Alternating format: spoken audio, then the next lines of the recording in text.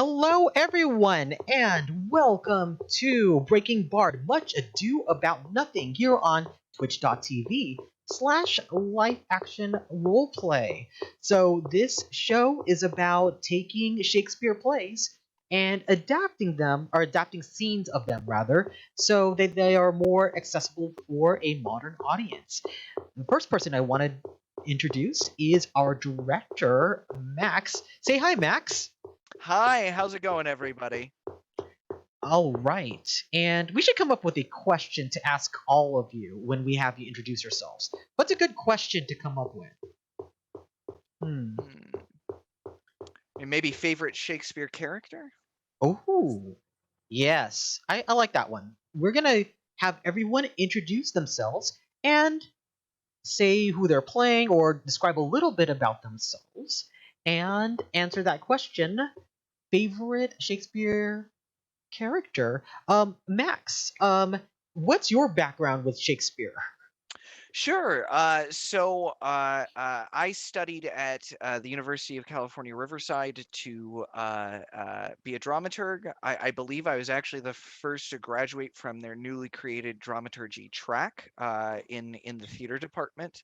I worked there both as an assistant director and dramaturg to Miles Anderson, who had been the lead actor with the Royal Shakespeare Company for some time. So I got a lot of experience working Shakespeare with him, as well as with another director, Robert Pryor. Robert, I assistant directed his production of Midsummer. I'd always had a love for Shakespeare, having grown up being a theater kid, but I really got to hone it with both of these two incredible directors, and continue to just practice both my dramaturgy craft as well as my work as an assistant director and director. I've done a lot of various adaptations, not language adaptations though. So this is the first time that I've taken a whack at both writing and directing something like that, and it was really a blast to get to bring sort of my concept of much ado into the modern language and really emphasize those things that I might not necessarily have a chance to do otherwise. And a couple of questions. Number one, define for the audience what is a dramaturg? And the second thing is dramaturge an acceptable pronunciation? Because I think I've seen Yes. both. Yeah, dramaturge or dramaturg. It's a German word that literally, when you break it up into two sections, means like theater judge, right? And it plays a much larger part in German and some other both Western and Eastern European theater traditions, but it's sort of making a entrance into the American theatrical scene. And very generally, very roughly, the dramaturg is an individual that works with the director to help bring context to the play, to help seat the author's intent in the production, and help both the cast and the director understand why the play was written, who the play was written for, what the play was actually written about in its original sense, to help the director better bring their vision to that specific production. In America, a lot of times your dramaturg will be responsible for things like the lobby display. There's often a dramaturgy note that is included as part of the program. In German productions, it's very common for there to be director and dramaturg combos that eventually drift into the other role, but continue working with each other for years and years, sometimes decades. And there is a long tradition of having dramaturgy books. So the dramaturg will actually write a short book on the production, matching the original playwright's intention to the vision that the director is bringing to that current adaptation. All right, thank you. Next, we're going to have all of our cast introduce themselves. I'm going to start off with my upper left hand corner. We're going to start with Anthony. Say hi, Anthony. Hi, Anthony. Hello, everybody. To remind myself and everybody else what's going on tonight, I am playing the roles of both Don John and Leonardo in the show tonight. There's And another question. Yeah, sorry, go ahead. and favorite Shakespeare character? Ah. It's a bit of a personal reason, only because I don't know that many Shakespeare characters, but my favorite is Hamlet from his Much Ado Play Hamlet. Specifically for the personal reason of that was my final project in my high school drama class. The drama class that I shouldn't have been in and wasted an entire senior year of school being in, and then aced the final because I had performed the year before as a lead in the high school musical. Charlie, You're a Good Man, Charlie Brown. Bit of a story. I'm sorry, it's gonna happen. Anyway, year before I performed as the lead Charlie Brown in You're a Good Man, Charlie Brown. I came in senior year saying, all right, let's go to a drama school. I had never taken a drama class and they weren't able to test me out. So I went into beginner's drama. I'm not a beginner. So the teacher had me the entire school year grading papers and then playing Tetris in the back while everybody else learned how to block and pace and do all this other stuff. The final project was the monologue of Hamlet. Every single person did the, dark and brooding, suicidal thoughts or a menacing thing. I was the only person who went up there with a fake bottle and played a drunk Hamlet at a bar trying to get his footing and while saying the monologue. And I laughed, I cried, I threw water at people. I threw water on the teacher, which is amazing. And at the end of it, she gave me a almost perfect score because she refuses to give anybody a perfect score. And that still pisses me off, but it was still the best performance of the day. So Hamlet holds a special place in my heart. All right, next we go to Ashley. Say hi, Ashley. Hi, Ashley. Look, I'm learning. Well, I am Ashley. I will be playing Hero tonight. And favorite Shakespeare character is a pretty rough one because I'm like, well, favorite to play, favorite to watch, favorite to dissect their language, et cetera, et cetera. So favorite for me, I'm going to pick my favorite one to watch. And I would say I have just this like deep love to watch Bottom. Seeing how someone plays like the jackass and what they bring to that is always such a joy. So I would say probably I'll give Bottom my favorite tonight. All right, next we go to Alex. Say hi, Alex. Hi, Alex. This is apparently a thing we're doing now. I'm Alex, pronouns he, him. Favorite Shakespeare character? Malvolio from Twelfth Night, because I love the amount of shade that Shakespeare was throwing just writing this guy in sort of like a historical context of what was happening at the time he was writing with the Puritans and all that. And I thought just throwing a very, very, very haughty, proud man who was making the most of his little social status that he had, and having him just like come so low, mostly because of his own vices, is the kind of thing that I think we should do more of these days. There are some egos out there that deserve to be pricked. All right, next we go to Derek. Say hi, Derek. Hi, Derek. Sorry, I was when Alex was mentioning large egos, I perked up, so I assume that was my cue. But I'm very glad to be here. It's my second round at Breaking Bard, so thank you for having me back. Of course. And favorite Shakespeare character? Okay, my first round, I did my favorite Shakespeare character that I have not performed yet would be Prospero. And my favorite character to portray so far has been Oberon. Ooh, nice. And that's only because there are very few. You don't get to see very many puppeteers who pull it off in Shakespeare. They tend to be a little bit. They attempt to puppeteer, and then it usually turns just horribly south for them. Oberon's kind of the one. It's the one kind of comedy that he kind of stays at that puppeteer level. So it's kind of fun to play around with that. Nice.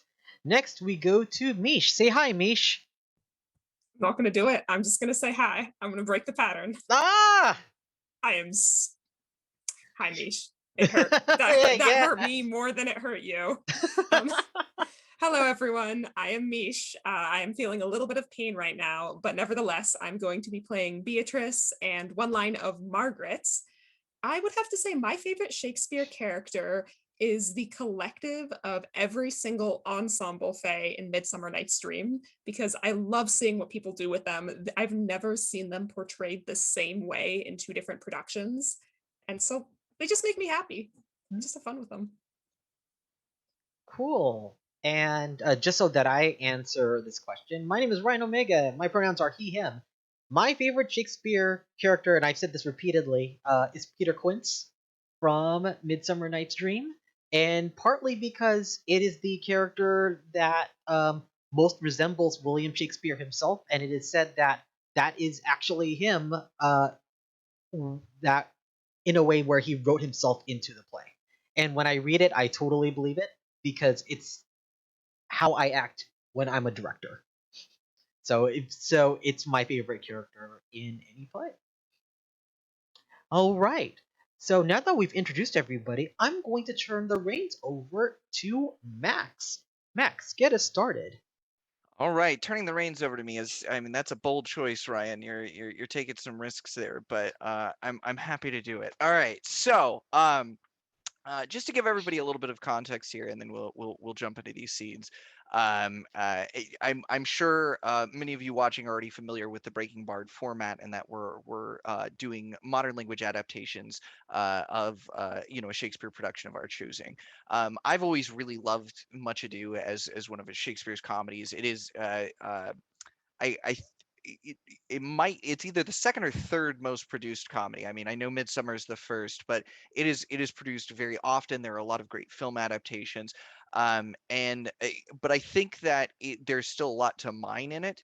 And one of the most interesting things for me is the B plot of Much Ado. I honestly believe that Beatrice and Benedict are actually the A plot, even though they're considered the B plot. I believe that they have the most engaging arc throughout the production. I think that you have to have a strong hero and a strong Claudio to actually make the play work.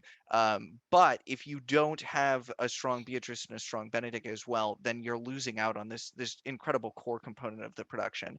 And to that end, the scenes that I have adapted really are just 3 scenes that are tracing the Beatrice and Benedict arc. A couple of things to contextualize for everyone before we get this this first scene in the original language underway. What you need to know about the play is that it is centering around Hero and Claudio's romance and Beatrice and Benedict's romance, and really that's what the play is basically about. Is these 2 sets of lovers and the different circumstances that are keeping them apart. At the very beginning, we're arriving in Messina in Italy. And we've already moved through the exposition of this play by the time we start our first scene, and we're focusing on a party that Leonardo, the sort of like the father figure in the production, as Shakespeare often implements, is hosting a party in the original to celebrate the fact that Pedro, Claudio, and their soldier Benedict have returned successfully from war. On the opposite side of this war was Don John and some of his compatriots. So Don John is Don Pedro's illegitimate brother. So obviously this is creating some strife because Don John, being a family member, is still invited to functions is still, much like the wealthy do today with business. The wealthy sort of treated war in much the same way in Shakespeare's day and age. So you could go to war with a brother, but as long as you were at the right level of wealth, it really did sort of amount to a business transaction more than an actual physical fight.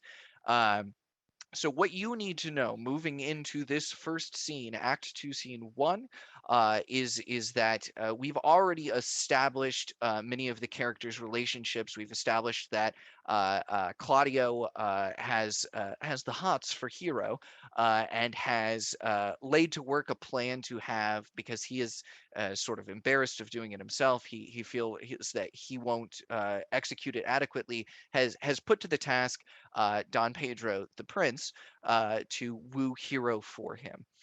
Benedict and Beatrice already have established a very quippy relationship.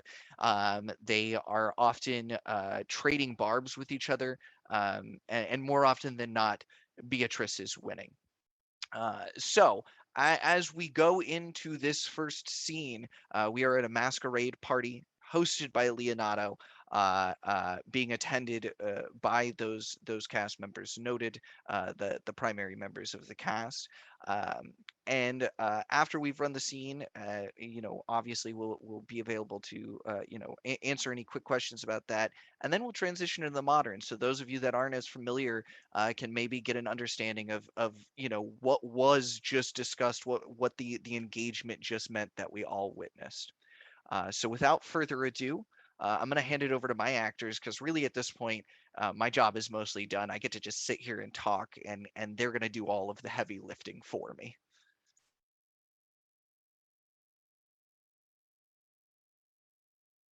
Oop, hold on, just give me a moment. All right, continue. Will you not tell me who told you so? No, you shall pardon me. Nor will you not tell me who you are? Not now. That I was disdainful and that I had my good wit out of the 100 merry tales. Well, this was Signor Benedict that said so. What's he? I am sure you know him well enough. Not I. Believe me. Did he never make you laugh? I pray you, what is he? Why, he is the prince's jester. A very dull fool, only his gift is in devising impossible slanders. None but libertines delight in him, and the commendation is not in his wit, but in his villainy. For he both pleases men and angers them, and then they laugh at him and beat him. I am sure he is in the fleet. I would he had boarded me. When I know the gentleman, I'll tell him what you say. Do. He'll but break a comparison or two on me, which, peradventure, not marked or not laughed at, strikes him into melancholy. And there's a partridge wing saved, for the fool will eat no supper that night.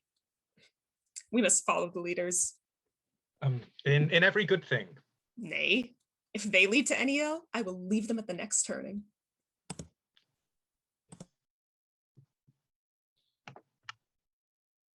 Sure, my brother is amorous on Hero, and hath withdrawn her father to break with him about it.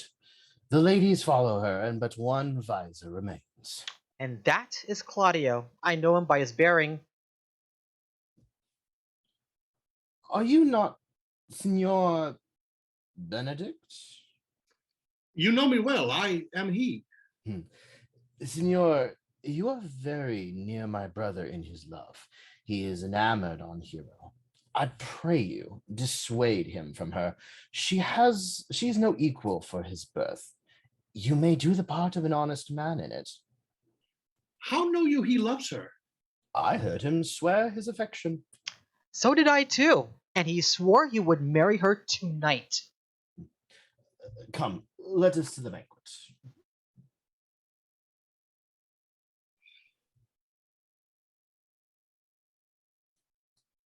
thus answer in the name of Benedict. But I hear these ill news with the ears of Claudio. 'Tis certain so the prince woos for himself. Friendship is constant in all other things, save in the office and affairs of love. Therefore all hearts in love use their own tongues. Let every eye negotiate for itself, and trust no agent, for beauty is a witch, against whose charms faith melteth into blood. This is an accident of hourly proof, which I mistrusted not. Farewell, therefore, hero. And Claudia? Yeah, the same.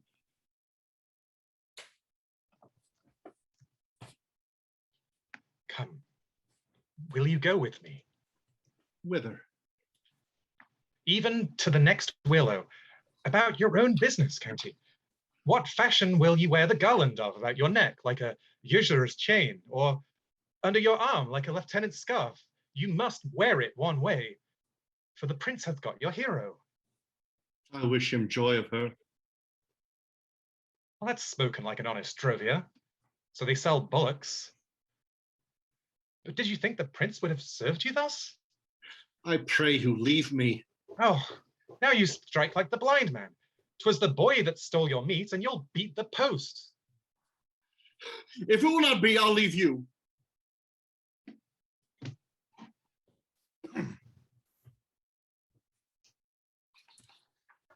All right. All right, fantastic. Are there any questions on, what we did with that first production? It might take a while for a question to Okay. spawn. So Okay, great. if there are, we'll ask them after the modern interpretation. Fantastic. Well, what everyone needs to know going into this modern interpretation is that we did change a few things. In my mind, if we're modernizing this, Claudio is not attempting to marry Hero. Instead, something that's still a little bit quick by modern relationship standards, but it not necessarily unfamiliar. Is Claudio is he's trying to woo Hero. They've been online dating, and now they want to move in together. Is the idea, right? So instead of like letters exchanged during this war that's leading up to sort of the Shakespearean marriage proposal, instead what we have is two individuals who've been online dating, forming this connection, and now they're meeting, and Claudio really wants to ask Hero to move in with him, but he's getting nervous about it, and so he's put Pedro to the task. What's also important to note for Beatrice and Benedict is that in my conception of Beatrice and Benedict's relationship, they have already been having a long running physical relationship. Most interpretations of this production take Beatrice and Benedict as potentially of having had some sort of relationship in the past, and then that went sour, and now they're just constantly in this sort of battle of wits. In my conception, and there's some other directors that have done this. Joss Whedon notably did this for his film. Benedict and Beatrice are engaged in a physical relationship. They're just not open about it with anyone around them. They're not putting labels on it, right? And they still have this very sort of barbarous interactions, barbarous as in barbed, not barbarous as in barbarian. I think that is going to be all the context folks need, though, to actually understand what's going on in this modern scene. And for anybody who was maybe confused by what you just heard in the original, I'm really hoping what this is going to do for you is sort of seat that Shakespearean language, and make help a lot of you realize that it's not quite as as distant from our thoughts, from our ideas, from the way we speak, as we are often taught or sometimes led to believe. Ryan, if you don't have anything else to add, I'm just going to hand it over once again to my capable actors. All right, I am ready to begin. I'm going to turn off my camera.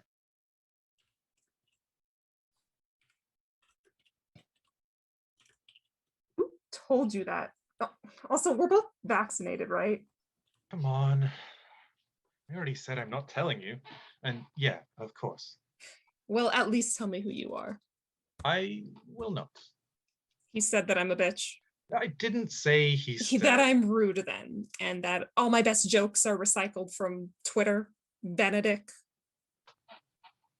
Who?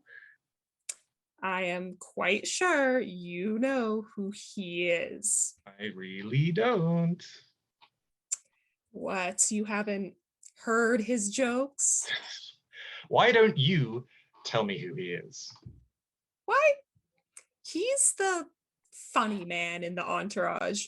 Absolute tool. All he does is talk mad shit. And only the incels laugh at his jokes. And it's not because he's funny. They're just assholes. And he's making fun of them half the time. He gets his ass kicked just as much as he gets a laugh. And I know he's here. Pretty sure he just stepped on my foot. Well, I'll pass it on once I've met him. Please do.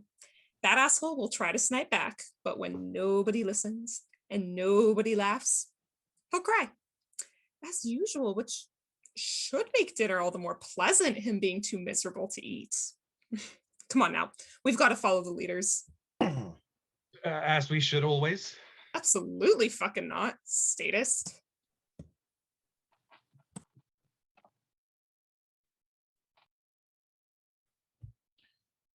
My brother is taking that hero chick down for sure. He's even getting in good with her dad. All the chicks left with her. Just the one dude left. Oh, that's Claudio. I'd know him anywhere. Is that Benedict? These fucking masks, man. Oh, damn, good guess. Oh. Look, man, I think you're closer to my brother than even me. He is down bad on Hero. You gotta talk to your boy. She's not good enough at all for him.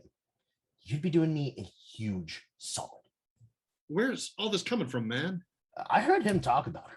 All he can think about. I heard it too. Boy is ready to rent a U-Haul. Come on, they're serving the food. Yep.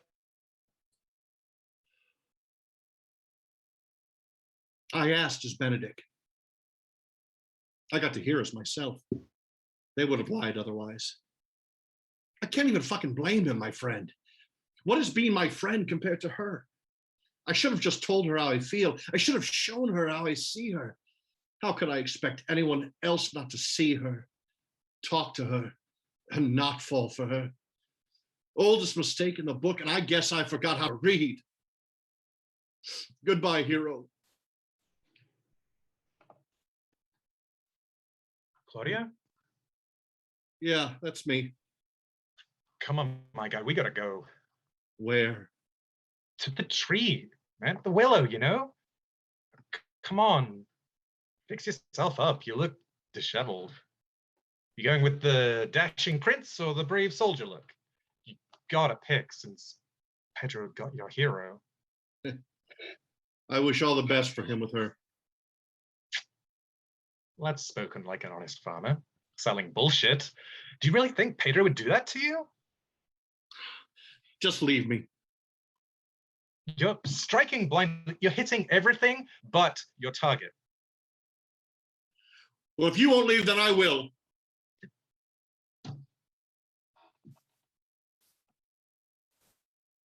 All right, everybody come back. Everybody come back on. All right.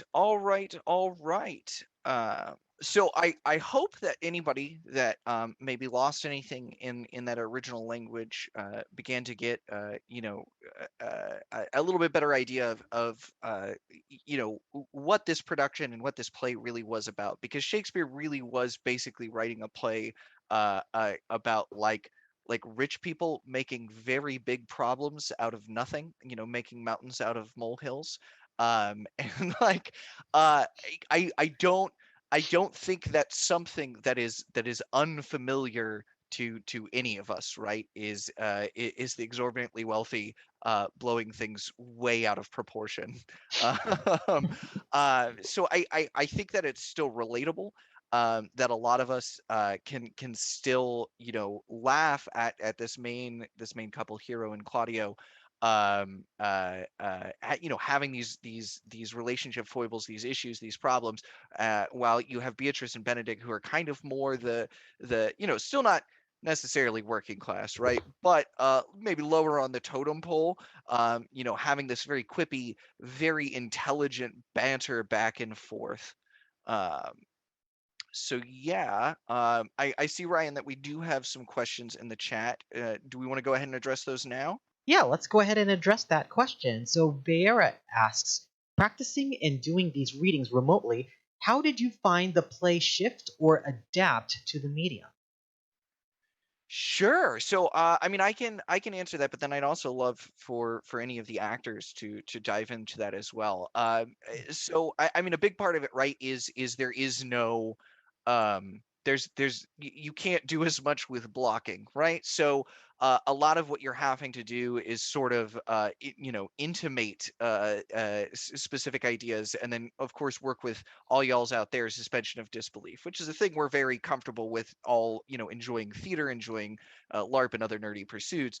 But in this case, it's sort of it's a little bit of a combination of theater of the mind with a traditional play backdrop. Anybody else have any thoughts on that? Sure, yeah. I mean, it was both harder and easier in some ways. You don't have to think about the blocking, but as a result, you definitely have to make your little things, make your expressions, make your posture matter all that much more, because that's what people are going to be focusing on, and that's all they have to work with.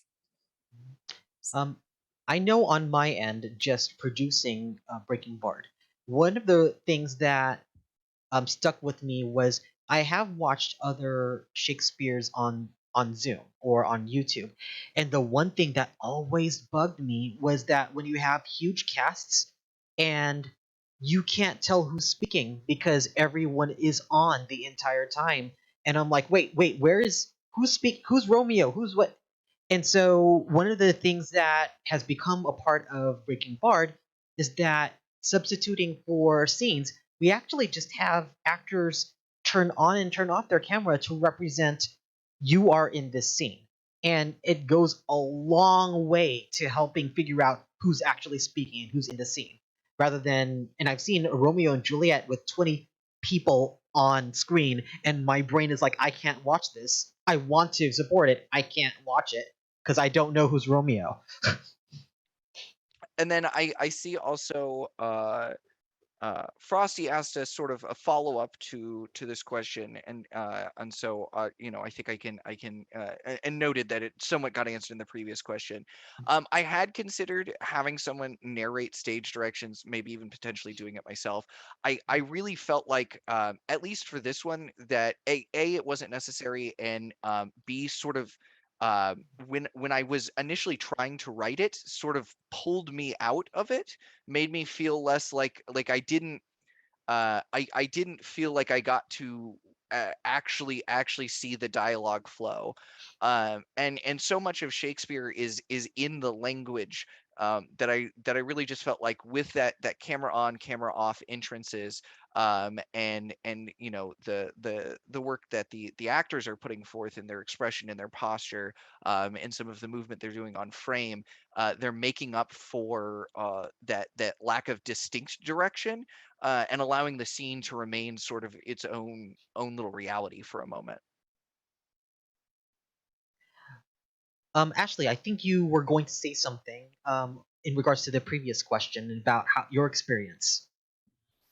I mean, it's kind of an interesting thing because I feel that Much Ado has a lot of physical comedy in it, right? Particularly in the next scene, which, no spoilers, right? But So it's been kind of interesting to like, how do you show that we're hiding when you have just a screen? Or like, how do you play to the side versus to someone else on stage? It's very difficult to make like moon eyes at Derek when I could be making moon eyes at anyone on a screen, right? So it's been kind of interesting and an ongoing struggle, but we play in the medium that we're playing in. Yeah, awesome. Okay, I think really quick, I do want to do a sort of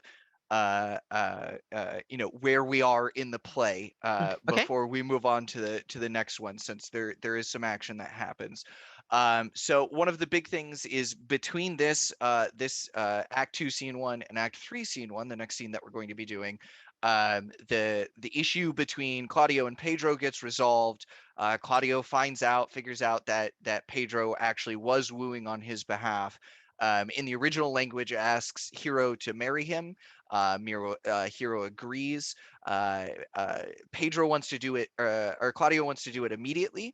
But Pedro convinces him that it's going to take at least a week for them to get a marriage together, a wedding together.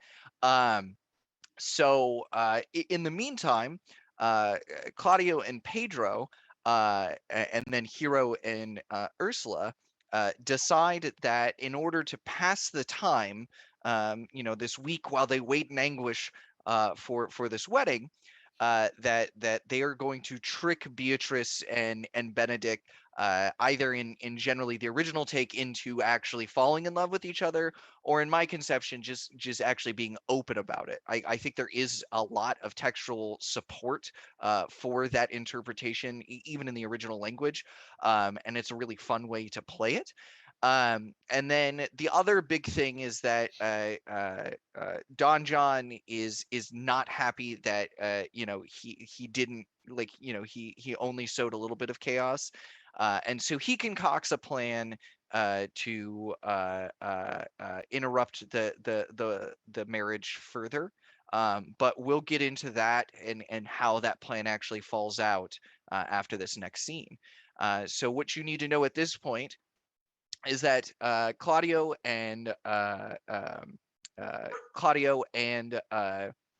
Hero are in the original on the way to their wedding. In the modern interpretation, getting set to move in together. And Beatrice and Benedict are actively being plotted against in order to be tricked into A, in the original, falling in love, or B, in the modern interpretation, revealing their love to everyone. Even in my interpretation of the original language, we're still going with that effect. So I think that's all that needs to come out of my mouth about this, and the rest you actually get to hear from our actors. All right, I get to be Ursula. Let me spell that Do indeed. correctly. Use screen name and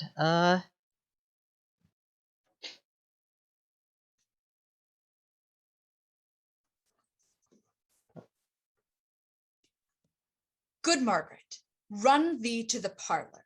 There shalt thou find my cousin Beatrice proposing with the prince and Claudio. Whisper her ear and tell her I and Ursula walk in the orchard, and our whole discourse is all of her.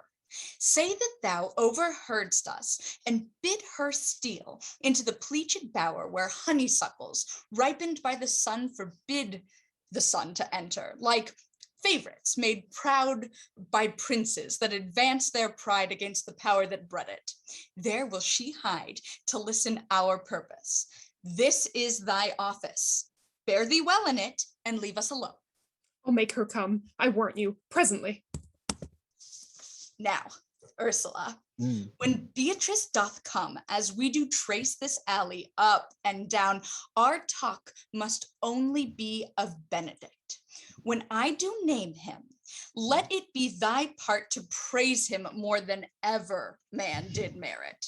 My talk to thee must be how Benedict is sick in love with Beatrice. Of this matter is little Cupid's crafty arrow made that only wounds by hearsay. Oh, now begin. For look where Beatrice, like a lapwing, runs close by the ground to hear our conference. The pleasantest angling is to see the fish cut with her golden oars the silver stream and greedily devour the treacherous bait. So angle we for Beatrice, who even now is couched in the woodbine coverture. Fear you not my part of the dialogue. Then we go near her, that her ear lose nothing of the false sweet bait that we laid for it. No, truly, Ursula, she is too disdainful. I know her spirits are as coy and wild as haggards of the rock. But are you sure that Benedict loves Beatrice so entirely?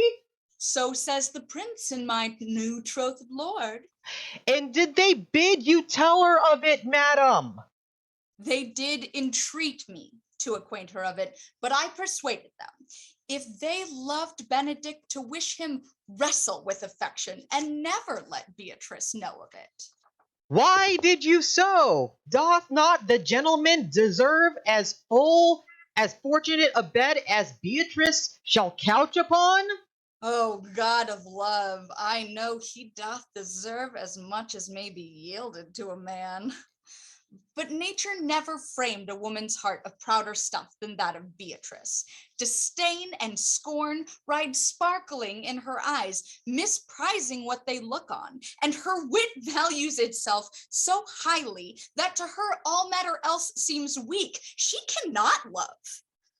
Nor take no shape nor project of affection. She is so self-endeared. Sure, I think so. And therefore, certainly, it were not good she knew his love, lest she'll make sport at it. Why, you speak truth. I never yet saw man, how wise, how noble, young, how rarely featured, but she would spell him backwards. If fair-faced, she would swear the gentleman should be her sister. If black, why, nature, drawing of an antic, made a foul blot. If tall, a lance, ill-headed. If low, an agate, very vilely cut. If silent, why, a block moved to no winds, and if speaking, a vein blown by all of them. So turns she, every man, the wrong side out, and never gives to truth and virtue that which simpleness and merit purchaseth. Sure, such carping is not commendable. No, not to be so odd and far from all fashion as Beatrice is not commendable. But who dare tell her so? If I should speak, she would mock me into air. Oh, she would laugh me out of myself, press me to death with wit. Oh, therefore, let Benedict, like covered fire, consume away in sighs, waste inwardly. It were a better death than to die with mocks, which is as bad as die with tickling. Yet tell her of it. Hear what she will say. No, rather I will go to Benedict and counsel him to fight against his passion. And truly, I'll devise some honest slanders to stain my cousin with. One doth not know how an ill word can empoison liking. Oh, do not do your cousin such a wrong. She cannot be so much without true judgment, having so swift and excellent a wit as she is prized to have, as to refuse so rare a gentleman as Senor Benedict. He is the only man of Italy. Always accepted, my dear Claudio. I pray you not be angry with me, madam. Speaking my fancy, Senor Benedict, for shape, for bearing, for argument, and valor, goes foremost in report through Italy. Indeed, he hath an excellent good name. His excellence did earn it ere he had it. When are you married, madam? Why, every day, tomorrow. Come, go in. I'll show you some attires, and have thy counsel which is best to furnish me tomorrow. She's limed, I warrant you. We have caught her, madam. If it proves so, then loving goes by haps. Some Cupid kills with arrows, some with traps.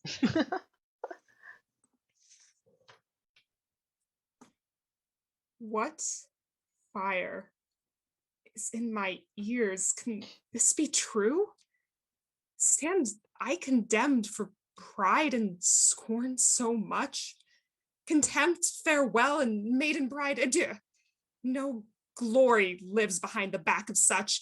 And Benedict? Love on. I will requite thee, taming my wild heart to thy loving hands. If thou dost love, my kindness shall incite thee to bind our loves up in holy band. For others' faith thou dost deserve, and I believe it better than reportingly. All right, fantastic. Now, really quick before we move on to Act 3, Scene 1 in the modern, I just want to talk like just very briefly on what I was trying to key into with this modern arrangement, this modern language adaptation. I really wanted to highlight that the fact that for me in this production. Hero is actually every bit as clever and as witty as Beatrice. She is just chosen in many ways to like occupy a more traditional space, and so much like modern movements in feminism, get is a little bit frustrated that Beatrice is like condemning her for wanting to get married, wanting to have a happy relationship, in our modern adaptation wanting to move in with this gentleman, and the fact that Beatrice, for so long, Hero has had this concept of what she wants. And Beatrice has had all of these gorgeous men come, and is constantly turning them down. And for Hero's part and for a lot of other parts, all of these lists of qualities that she's going over about these men that come to her, right? I mean, it really it boils down to they're not Benedict. So with that, that's all I think I need to add to go into this modern. The actors are going to do the rest of the job for contextualizing it. So I'm going to go camera off.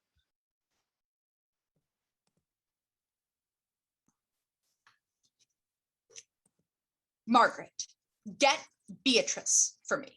Tell her Ursula and I are gossiping about her. She's inside speaking with Claudio and Pedro. Tell her you overheard us and that she should sneak into the arbor. She can hide there and eavesdrop on our conversation. This is your job. Do it well, and then you can take off for the day. I'll make her come right away, ma'am. Just you watch. All right, Ursula. As Beatrice arrives, we'll be walking up and down this alley and speaking about nothing but Benedict. Whenever I mention him, praise him more than any man deserves. It'll be my job to talk about how Benedict is sick in love for Beatrice. Gossip and rumor, truly the very stuff of love. Oh, let's start. See, Beatrice has run over like a little bird. We shouldn't have to be too loud at all. My favorite part of any plan is watching the mark take the bait. Let's get closer so she can hear all the false sweet bait we're setting for her. No, truly, Ursula, she's way too bitchy. She's a damn hawk. Poor boy would lose his fingers. But are you sure that Benedict loves Beatrice that much? That's what Claudio and Pedro say. And did they ask you to tell Beatrice about this? Well, they did want me to tell her, but I persuaded them that if they truly loved Benedict, they would try to keep him as far away from Beatrice as possible. Why did you do that? Doesn't Benedict deserve to find love? Oh, he deserves all that a man might possess.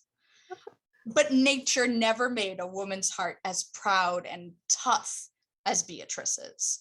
There's scorn in her eyes, and those same eyes despise everything that they look upon. She values her wit more highly than anything, which makes everything else a bit pale by comparison. She's so in love with herself that she's incapable of loving anybody else. She can't even imagine what love is.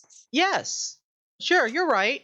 It would be bad if she knew about Benedict's love and ruined that man. It's true.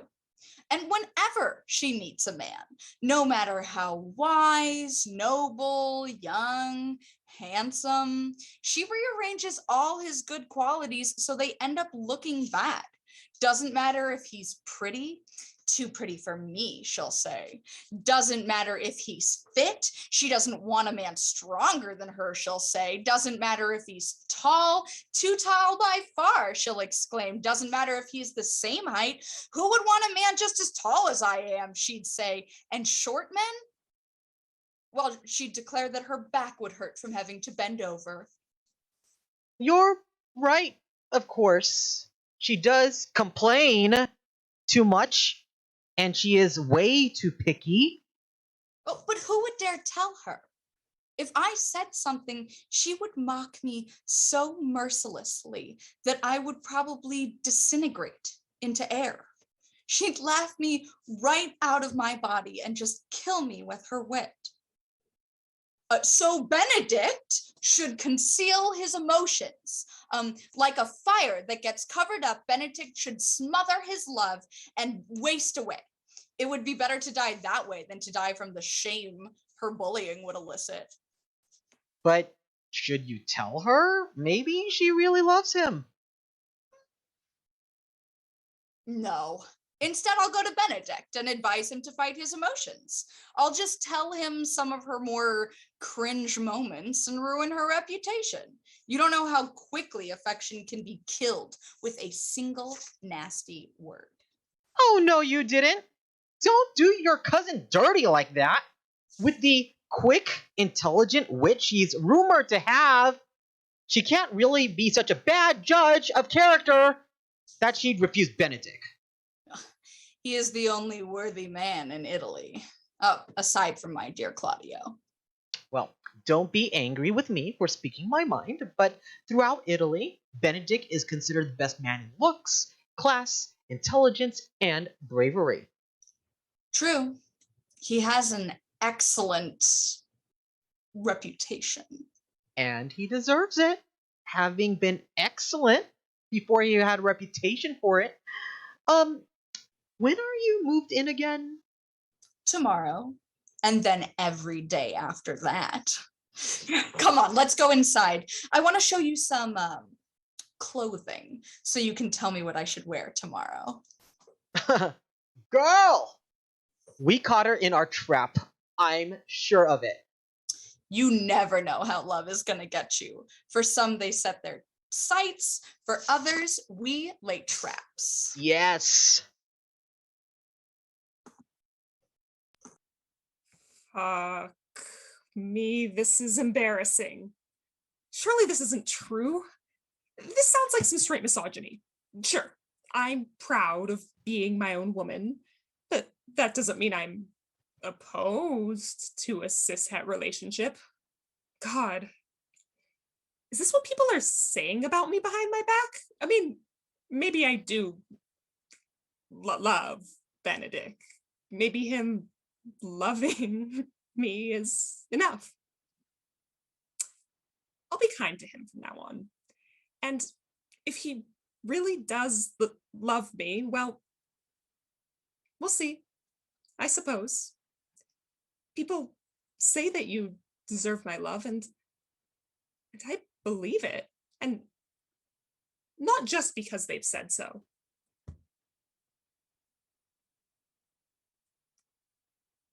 All right, All right, everyone, I everybody believe- come back in.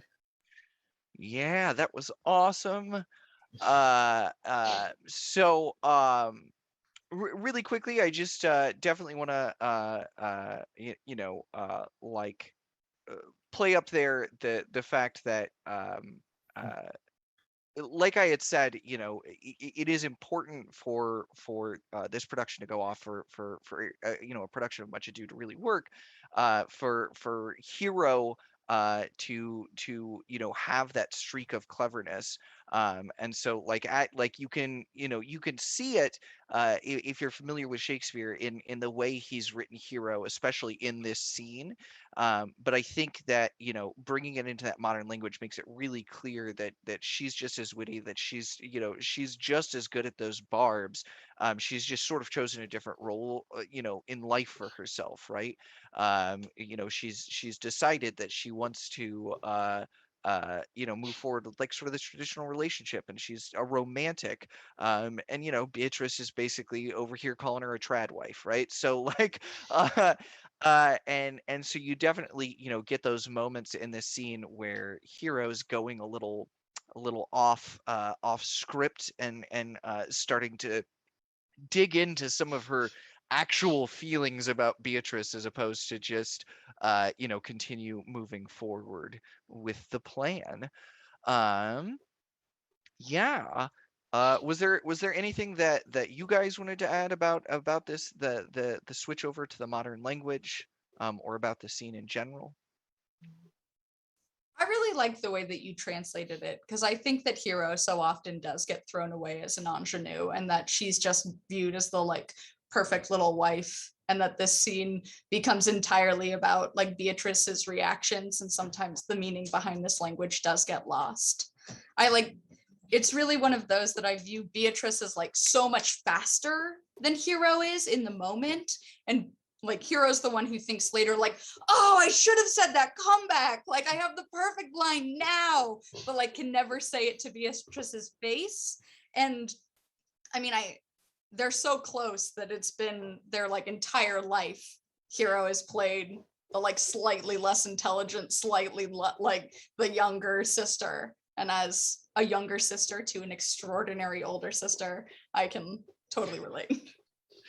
Yeah, and yeah, I mean, you definitely do get some of that familial resentment, right? And and at the time, cousins, as Hero and Beatrice would have had much more of that younger sister older sister dynamic, right? And honestly, like, I think if I were to do a full modern production, there might be some weight to actually just making them sisters in a full on modern, because it's so rare for many of us to live with our cousins, to grow up right next to our cousins. I mean, there's definitely some people that are fortunate in that, right? Like I was fortunate in that I got to live very close to two of my cousins all of my young life. But that's not a common American experience. Our families are often disparate and spread out all over the country. Um, and so I think it does carry some more of that weight to, because they would have had in Shakespeare's conception, they would have had that sort of sister like relationship, because they would have been raised together, in the same home. So moving past this scene, as we progress into the play, to sort of contextualize, because we basically jump from this point to the end of the play basically, because I wanted to get that narrative Beatrice and Benedict arc.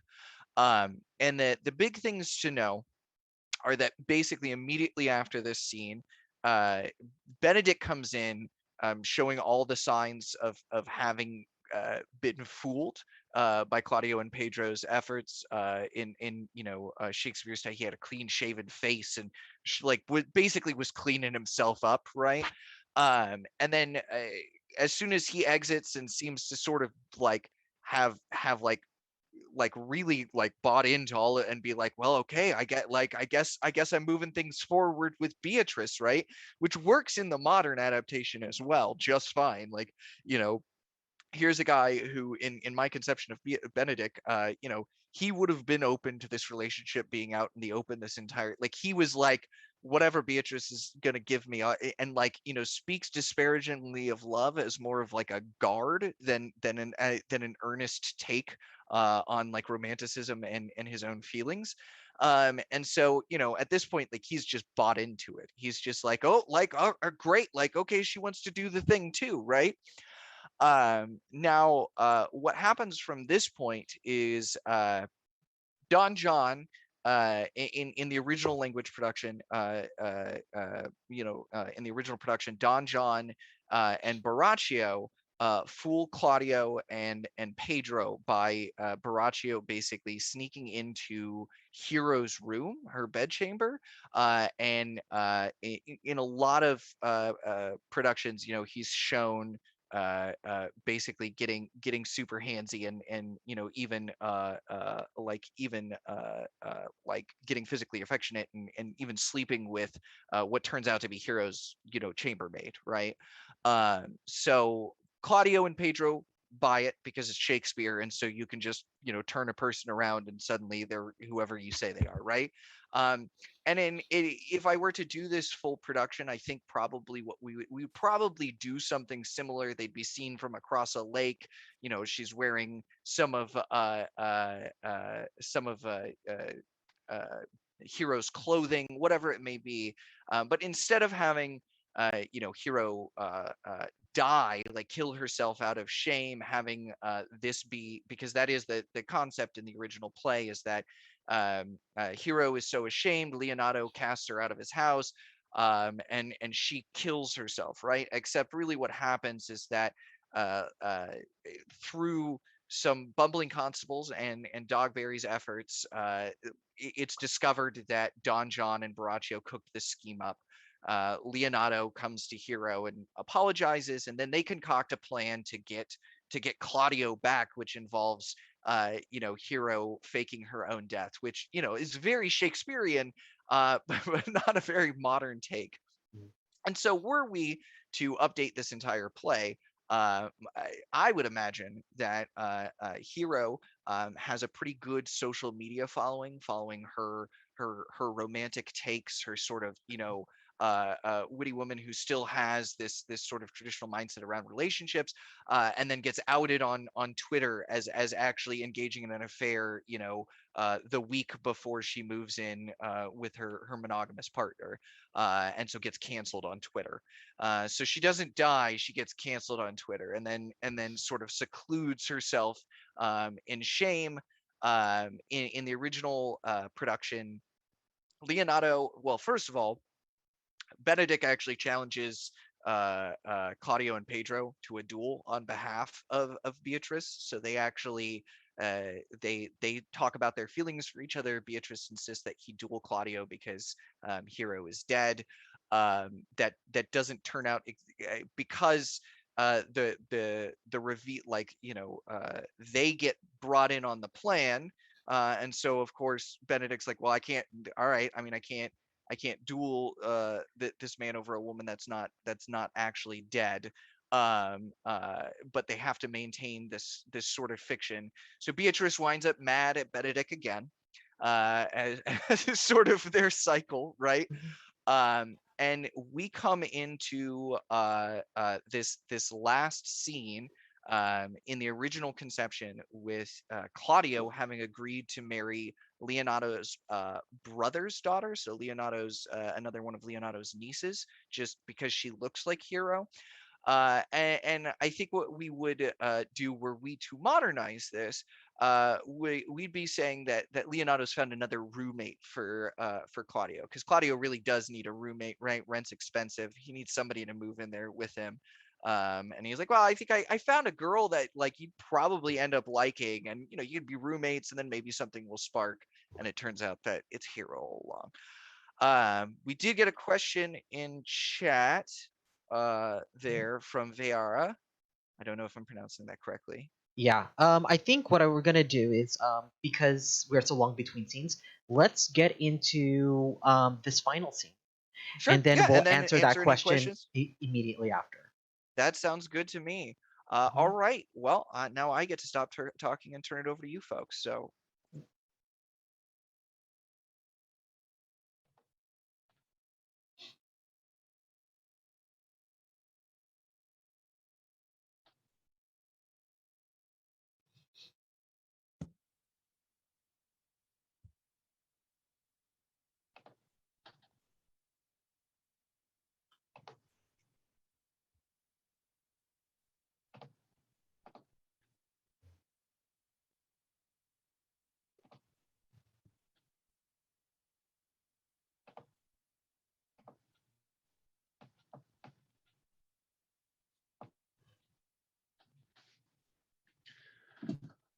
soft and fair, Freya. Which is Beatrice? I answer to that name. What is your will? Do not you love me? Why no? No more than reason. Why then, your uncle and the prince and Claudio have been deceived. They swore you did. Do you not love me? Troth, no. No more than reason. Why then, my cousin, Margaret, and Ursula are much deceived, for they did swear you did. They swore that you were almost sick for me. They swore that you were well nigh dead for me. 'Tis no such matter. Then you do not love me. No, truly, but in friendly recompense. Come, cousin, I am sure you love the gentleman. I'll be swart upon that he loves her. For here's a paper written in his hand, a halting sonnet of his own pure brain, fashioned to Beatrice. And here's another, writ in my cousin's hand, stolen from her pocket, containing her affection unto Benedict.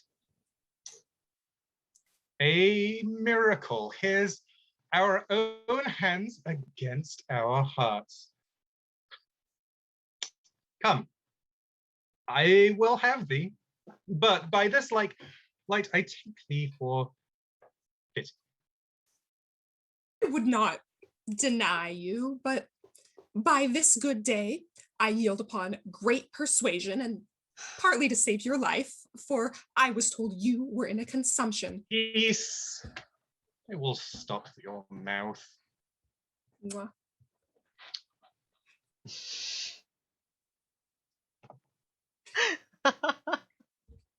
Fabulous. The logistics of trying to get a kiss on Zoom. Yes, it is a hard one to translate. I think that's one where I may cave and yeah, just they kiss. I think that works perfectly fine for that one, and conveys it. So as we go into the modern, I already noted that the big updates are Beatrice and Benedict are not getting married right now. Just they're not just snapping into a marriage. They are just accepting that their relationship is going to be open, that they're actually going to be out with the world about the fact that they have feelings for each other and that they are in a relationship. And although we're not touching on it, Hero and Claudio have agreed to move in with each other. So without further ado, we will go into this last scene, the last modern translation. All right.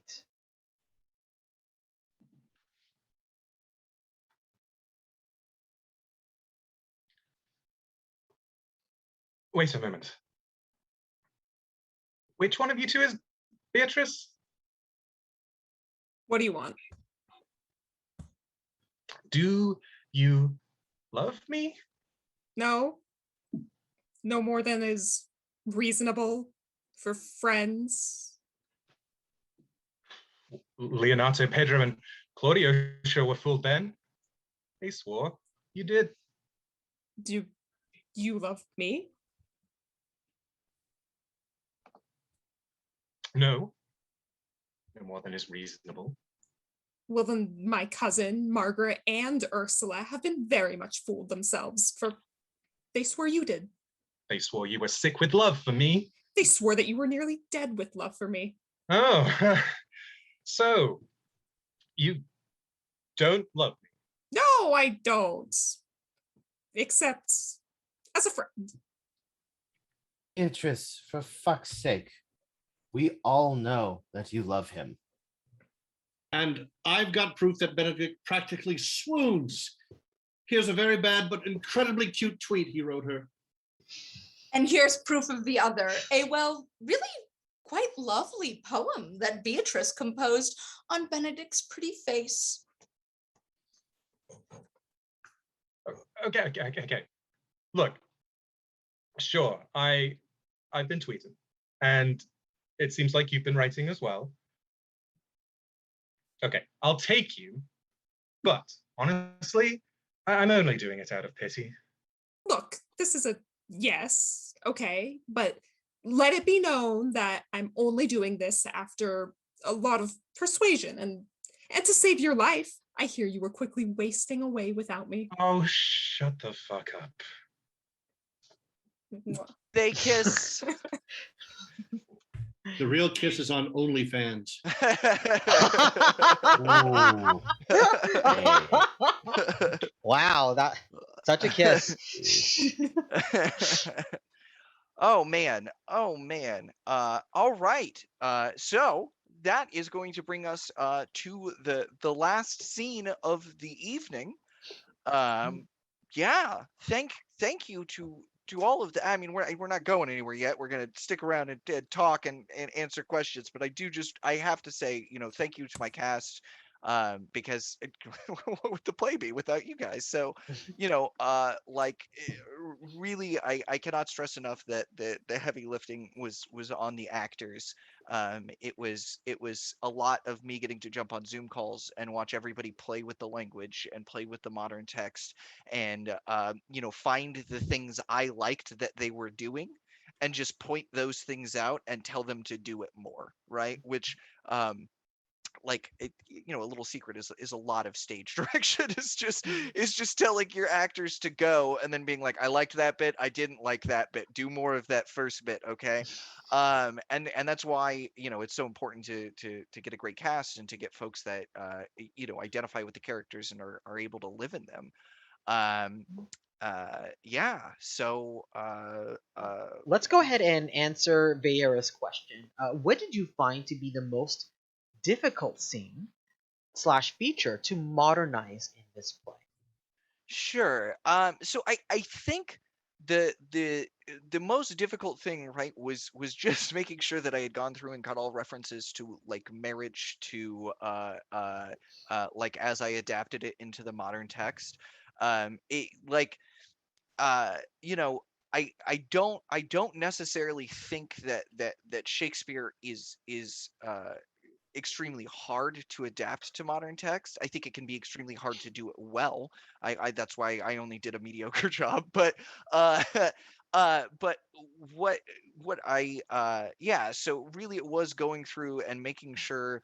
That I had contextualized all of the modern references with the updates to the overall plot, because there were lots of times where I was going through with the modern text, and I have the actors to thank for this a lot as well, and catching things that I was like, oh, that was, I missed that as I was updating the language. I just did basically, a 1-to-1 and modernized it instead of bringing in the context from the evolved modern plot that had been crafted around these three scenes.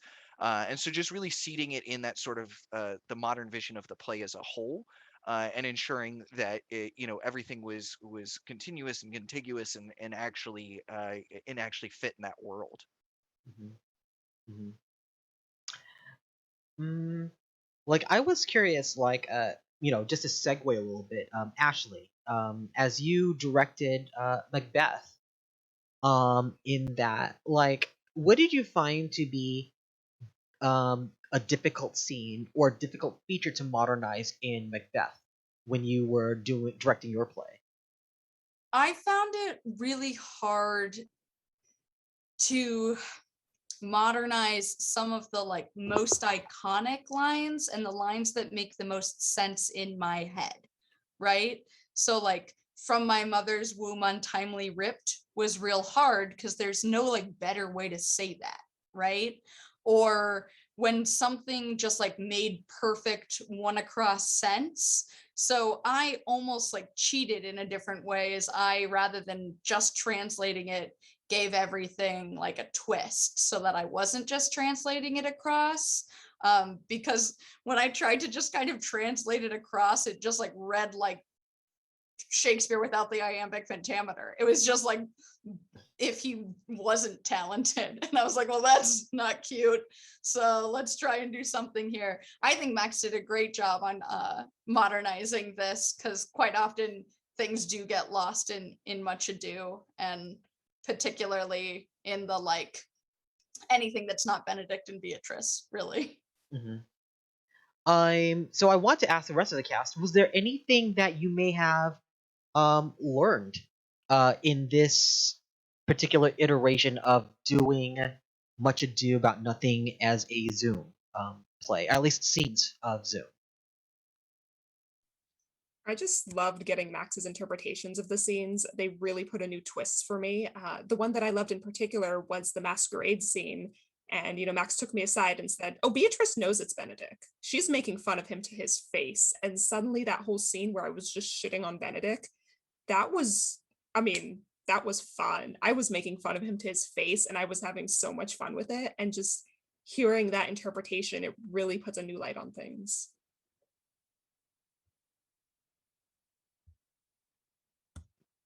I will say that as Ursula, because I am familiar with Much Ado About Nothing, the one with Kenneth Branagh and Emma Thompson. It's like that lives rent free in my brain because I love their performance so much. But Ursula is often thought of as I'm chiming in with what Hero is saying, but this is the first time where I'm actively calling Hero out in my own little way of you're going a little too far. It's like, I know you're trying to bait Beatrice, but you don't go on for 5 whole sentences on how horrible she is if you didn't actually kind of mean it. No, that was a really fun one, and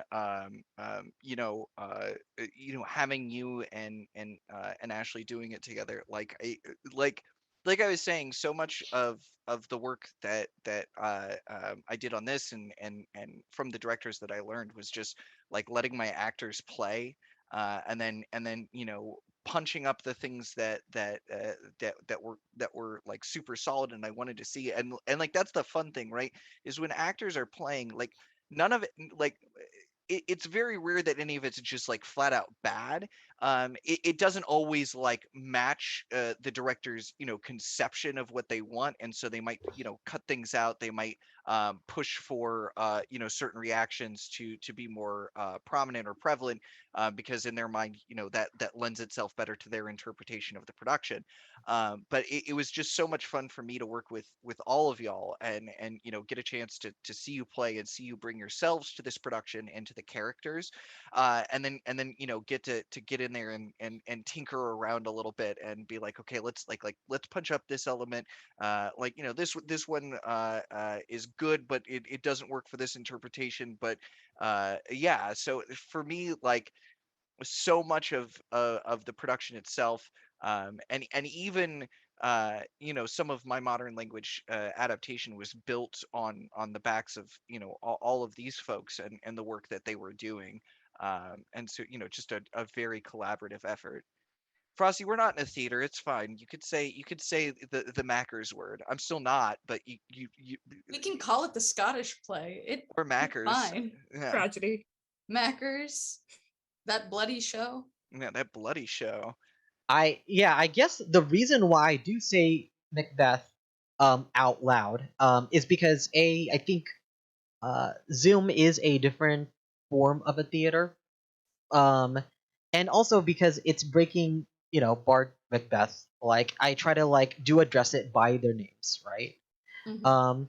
And I guess maybe it's like the production side of me. It's like, I think if you put it in a production context, it's fine. But if you are an actor performing Macbeth, I wouldn't say the M word. But as a producer producing it, I would, because I'm a producer. Well, and you gotta, I mean, like, how is anybody gonna know what the, like, if you're a producer, you've actually got to think about what the audience is coming in to see. And if you Right. tell, 100 people, hey, we're putting on Mackers tonight, you might get 40 of them that are immediately like, oh, hell yeah, there's Scottish play, let's come do it. But there's gonna be 60 people out there that are like, what is Mackers? Is this is this like a new Tom Stoppard play? What are we doing? Like, Is this yeah. Bernie Mac? Is this macaroni and cheese? Is this what? Is this I would the? watch a play about macaroni and cheese. I would 100% watch Tom Stoppard's macaroni and cheese take on the Scottish play. Like, Oh, I need yeah. that right now. Sign me up. Now I kind of want to know, like, what is the macaroni and cheese version of Macbeth? Like, what would this involve? Needs to be a musical. Oh, oh, Jarek, what you just flashed something? What did you just flash? Oh, that was me when you were asking if people had learned anything. So I got to revisit Claudio, but about 30 years passed when I first saw Claudio. And I remember thinking when I was young, I was like, oh, Claudio's obviously this dashing kind of hero. And then when you play with a little bit more experience on your belt, I remember thinking, I was like, oh, he's a little whiny and naive, just a touch. And so then I got to the point where I thought, next time if I ever get to play Claudio again, I'm going to play him like Herbert from Monty Oh my Python and the God. Holy Grail. That's how I want to do it. Yes. Yes. I want to mention curtains, and I want him to sing to Hero as much as possible. 100%. Yeah, I think that the play reads a lot better when you do, like, you know, these are not serious people's problems. These are you know, wealthy young adults and teenagers problems, you know, which, like, a lot of Shakespeare is focused on, because so much of his work was, you know, appealing to the base, and like poor people love to laugh at rich people. Like, it's great. Speaking from experience, it's fantastic. Yeah. And so, you know, and you think about like what most of Shakespeare's, you know, like, his audience was largely not wealthy people, you know. It was you know, the penny pit was just filled with commoners all of the time. This was, you know, this would not have been considered high art. It was lowbrow humor. I mean, that's why there's so many dick jokes in it. It's like, also That was one it's of the most fun parts of going through that scene, was just being like, hey, Max, like, do you want this to be like a hella dick joke? Because, like, I could make this about Benedict's abilities, his valor. yeah. Valor. We keyed into valor as being Yeah. has a lot of valor. just huge tracts of land, you know? And Huge so it tracts. was really Fall fun to back. just like get to lean into the There's a dick reason joke. Beatrice likes him. I mean, when you talk about, like, you know, rich people's problems, it's in the name of the play. Much Ado About Nothing. Yeah, even the title is a sex joke. Yep. Yeah. Because nothing is close to what was the word? It was like knotting or noting, and so, like, there are so many. I mean, like, the fun thing about Shakespeare is, like, just friggin' layers, and if you it gives you a lot to play with, like an onion, man. So wait a minute. So there's an alternative title to Nothing, which is Notting. So basically, this is Much Ado About Fucking, is what we're hearing. Well, so the nodding is gossip, rumor, or overhearing. But then Right. there's also a second element to it, which is much ado about nothing. So a big deal about a small thing, right? Mhm. And so and then, like, yeah, and then it cascades from there. But yes, also in a sense, much ado about fucking. Gossip and rumor, truly the things of love, right? Yeah. We have a question from Coffee Guild. You guys did amazing. Question for anyone: is there a favorite scene from the play or a line that didn't make it into this cut you wish you could have done, and why? Doggery scenes. Just every bit of Doggery. He's just such a gift. Which I think, yeah. I I love think the counterpart to Beatrice's scene, right? I understand why we only did one of them, but like I love that one just as much. When you have them counterimposed against one another, it's hilarious. It's very good. And that one definitely, yeah. I would much rather, I think, do that one standing on the feet, right? So you can work a lot more of that blocking in. But yeah, I think, were I to go for the 2.5 hour, the 3 hour stretch mark, that's when I'd start including the Dogberry scenes for sure. And then you get to widen out the cast more as well, because you get to involve the constables.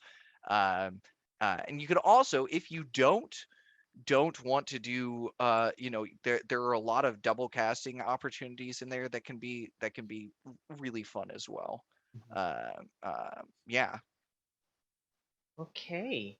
I think we're close to the end. Let's ask everyone where can they, what are you up to? Promote your things, and what are you doing next? I'm going to start off with our director, Max. Sure. So if you would like to, you could follow me on Twitch at SusMD. Every Wednesdays, Wednesday evenings, we do a Stellaris roleplay game. So we essentially use Stellaris as a base system for what is essentially a little LARP. We all roleplay our empires. There are a lot of war crimes committed. It's a whole lot of fun. So definitely check that out. That's 5:30 p.m. Pacific Standard Time every Wednesday. You can follow me on Twitter if you want to at Anson Dadpunk. I post updates there as well. So like anarcho-syndicalist Dadpunk. And we'll probably I do want to get my Thursday show, or it might be another night, but watch out for another night being added to the stream at some point soon. I want to get back into the inebriated anarchist education hour kind of stuff. So that's where I get a little bit I get a little bit inebriated, or a lot of bit inebriated, and I invite guests on to educate them about this capitalist hell world that we call home. All right. Derek, where can people find, or what's the next thing that you're working on? That is a really good question. We are kind of, as much of the theater in the Bay Area is, we are kind of suspended. So normally I can be found at either unscripted.com or Stageworks. That's one of two theaters. So we have a lot of things planned, but many things on hold. So hopefully, what can I say? Get vaccinated. Yes, please get vaccinated. Here. Anthony, where can people find you on the internet, and what are you up to? I am the internet. Yes, hello.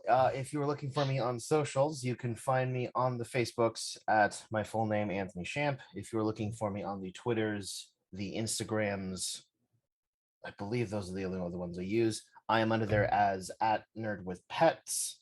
If you like watching video games but hate playing video games, I got you covered on twitch.tv/nerdwithpets, posting the link in chat for you all. I play video games on a sort of regular schedule. Right now we're doing a Tuesday and Thursday stream with some weekends thrown in. Stay tuned though, because we're hoping to start a stream